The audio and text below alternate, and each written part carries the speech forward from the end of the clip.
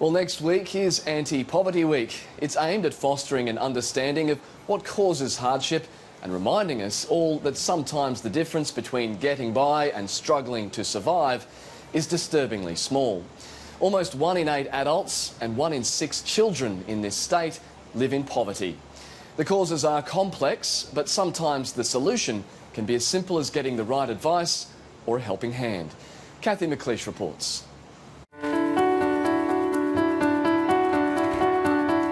They might have had another sleepless night with 5-week-old Jessie, but that's just part of the daily routine for the Payne Berghauser family. You never stop. We've got 6 under 10, so it gets very hectic. It's like working on a conveyor belt. You never really stop. Staying on the conveyor belt is the challenge. For many families, it's a fine balance, and a few bumps can tip them over the edge. For Richard Berghauser and Debbie Payne, it began with job loss. I used to be a furnaceman. Yeah, good job. Yeah, it was full-time, all day, every day. Then they closed the foundry. It's all privatised now. It's QR National. Suddenly, he was one of more than 145,000 Queenslanders looking for work. It is tough finding work at the moment. There's other people who find it hard too. They were already struggling when their hometown of Blackbutt near Kingaroy became one of the many casualties of the 2011 floods. Homeless, over the next 6 months the family was often split up as they battled to cope. First in a tent and then motel accommodation with the help of charities. They weren't alone there either. We kept bringing housing on a daily basis, and like they said, you know, they had other people living out there in cars. So you basically have to deal with it. We know that the fastest growing population coming to homelessness services is babies up to 4-year-old and, you know, babies and up to 4-year-olds with their parents, and often they're getting turned away. They're not getting the assistance that they need. Almost 20,000 Queenslanders are homeless, and the number of families in trouble is on the rise. Around 500,000 people live below the poverty line. That's 9% of people in the cities and 15% in rural and regional areas. So that's over 12% of the Queensland population that are struggling to make ends meet.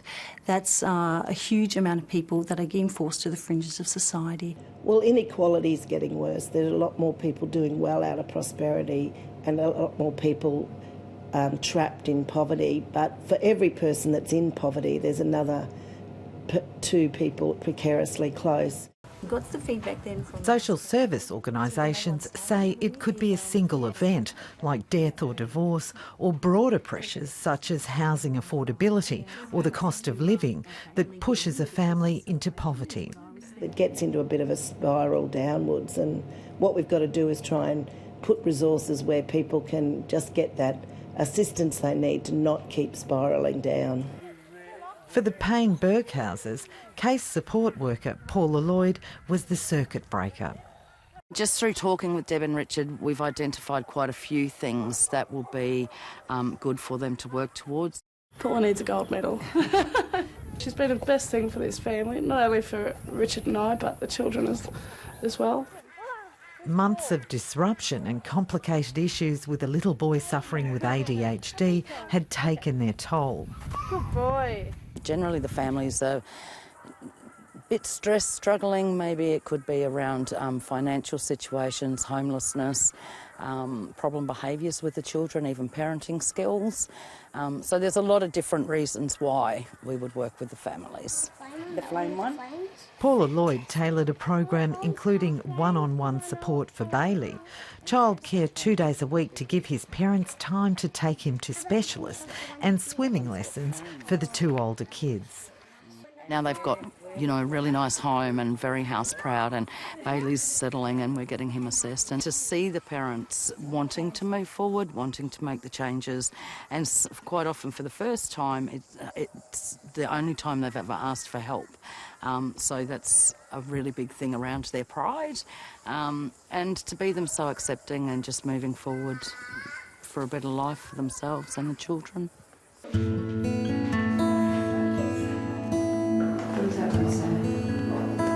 Help is available from many sources and for many different reasons. On Brisbane's north side, a Wesley Mission homework club is winning fans. Yeah, it was a godsend. It was sent to us at the right time, and yeah, no, it was fantastic. Henry Ford. Lisa Quinn lost her sight when her son Leeson was born. Together, they've always managed, but she's never seen him or his homework. Even normal-sighted parents would have trouble, issues with homework at the best of times, and having someone here to do it that's outside the family. The volunteers at Homework Club help keep him on his game at school and give him important downtime too. Leeson often doubles as his mum's carer. He's my eyes sometimes, but he is a 12-year-old boy. He has a lot of responsibilities at home. Do you think that's a cup? Coordinator Jan Waldron says help now will pay dividends later. Keeping kids in school gives them options in the future. The kids feel good about themselves because they've actually achieved something, because sometimes at school they can't do the work and, you know, they get in a lot of trouble. When they come here, they get one-to-one and they feel happy. It does help. We've had a lot of good reports back from teachers, and we actually have guidance officers ring us up and ask about the program. No, don't eat it because it's got a lot of salt in.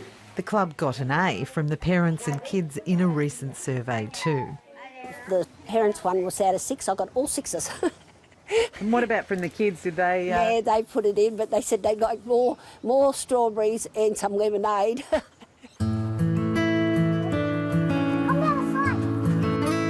And while most solutions aren't as simple as that, it still comes back to the basics: care and community. It's very rewarding. Families, from my experience, are doing the best they can. Families are struggling with a variety of issues, and the opportunity to actually link the family to something that is new and different that they haven't experienced and they haven't tried before, and see that a family grasp that opportunity and take that change and make the difference and see the courage that it brings is very rewarding. It's good just having someone there to talk to that, you know, you can talk to about your children, that understand your children, that come into your home, not only at home but at school. I wouldn't have known if Paula hadn't have told us what she has, yeah, and taken us where she has. Go, faster! The thing I like most is because she helps me solve my problems, and no, she helps me the most. Yeah, she helps us both.